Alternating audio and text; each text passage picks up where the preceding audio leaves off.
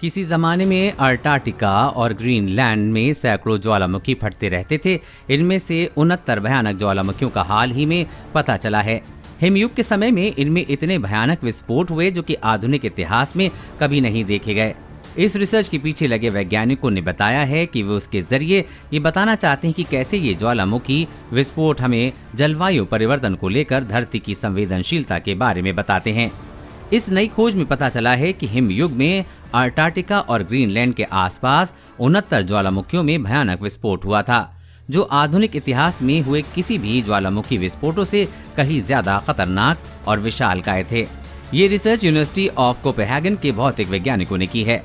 आमतौर पर ज्वालामुखी विस्फोट की परिकल्पना किसी प्रलय से की जाती रही है, जिनमें कान फाड़ देने वाला धमाका, घने और गहरे रंग की राख, वायुमंडल और उसके ऊपर तक पहुंचते धुएं की परत और जमीन पर नीचे बहती लावे की नदी का नजारा दिखता है। असल में ज्वालामुखी विस्फोट ये बताता है कि आपकी धरती जलवायु परिवर्तन को लेकर कितनी संवेदनशील है।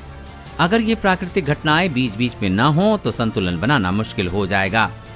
यूनिवर्सिटी ऑफ कोपेनहेगन की नील बोर इंस्टीट्यूट के एसोसिएट प्रोफेसर एंडरसन वेंसन कहते हैं कि हमने अभी तक इतिहास का सबसे बड़ा ज्वालामुखी विस्फोट नहीं देखा है। हम उसे कभी भी देख सकते हैं। साल 2010 में हुए इजाफ जेला जोकुल ज्वालामुखी पूरे यूरोप में हवाई यातायात को लकवाग्रस्त कर दिया था। लेकिन अंटार्कटिका और ग्रीनलैंड में जिन विस्फोटों के सबूत मिले हैं वो इससे भी कई गुना ज्यादा भयावह और विशालकाय थे। एंडरसन वेल्सन ने बताया है कि पिछले 2500 सालों में ऐसे विस्फोट नहीं हुए हैं। ये जानकारी तब पता चली जब वैज्ञानिकों की टीम ने अंटार्कटिका और ग्रीनलैंड में बर्फ की मोटी परतों की ड्रिलिंग की। बर्फ की गहराइयों से सैंपल निकालकर उनकी जांच की। तब पता चला कि 60,000 साल पहले ज्वालामुखियों के विस्फोट की तीव्रता और मात्रा कितनी थी। ये पिछले 2500 सालों में हुई किसी भी भयावह ज्वालामुखी विस्फोट से भयावह है। अंटार्कटिका और ग्रीनलैंड में वैज्ञानिकों ने 85 ज्वालामुखी विस्फोट के सबूत खोजे हैं। ये विस्फोट वैश्विक स्तर के थे, यानी इन्होंने पूरी धरती को अपनी जकड़ में ले लिया था। इनमें से 69 ज्वालामुखी विस्फोट तो ऐसे थे जो 1815 में इंडोनेशिया में हुए माउंट तंबोरा में कई गुना ज्यादा ताकतवर और खतरनाक थे।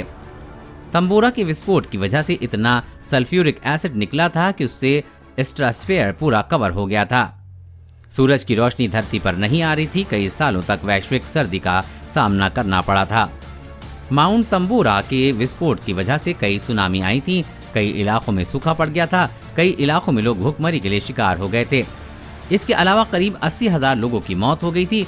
किसी भी ज्वालामुखी विस्फोट को फिर से रिक्रिएट करने के लिए बर्फ के कोर से ड्रिलिंग करके सैंपल निकालना एक आसान तरीका है। इसमें कई फायदे भी हैं। इसमें विस्फोट की तीव्रता, भयावहता का सही अंदाजा लगता है। जितना ज्यादा सल्फ्यूरिक एसिड बर्फ की कोर में मिलता है, विस्फोटक उतना ही बड़ा माना जाता है। माउंट तंबोरा जैसा विस्फोट अगर फिर से होता है तो भयानक स्तर पर जलवायु परिवर्तन होगा। 5 से 10 साल तक ग्लोबल कूलिंग होगी, यानी सूरज की रोशनी कम पहुंचेगी या फिर नहीं पहुंचेगी। तापमान में भारी गिरावट आएगा। हिमयुग जैसी हालात हो सकते हैं। सूखा पड़ सकता है। भूकंप आ सकते हैं। लोगों को खाना पीना मिलना बंद हो सकता है। चारों तरफ अफरा तफरी होगी। ये स्टडी हाल ही में climate of the past journal में प्रकाशित हुई है। देश और दुनिया की हर अपडेट पाने के लिए चैनल को सब्सक्राइब करें।